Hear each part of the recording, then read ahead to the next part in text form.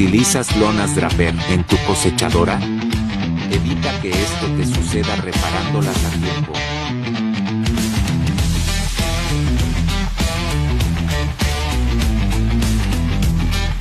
Además de reparar cualquier zona, también colocamos bastones guías.